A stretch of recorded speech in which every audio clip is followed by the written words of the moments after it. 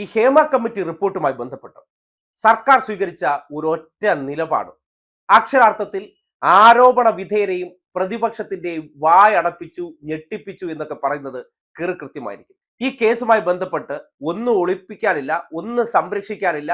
തെറ്റ് ചെയ്ത ആർക്കും ഇതിൽ സർക്കാരിന്റെ ഭാഗത്തു നിന്ന് ഒരു വിട്ടുവീഴ്ചയും ഉണ്ടാകില്ല എന്നതിന്റെ കൃത്യമായ തെളിവ് എന്താണെന്ന് അറിയും. ഒരു അന്വേഷണ കമ്മീഷനെ നിയമിച്ചു.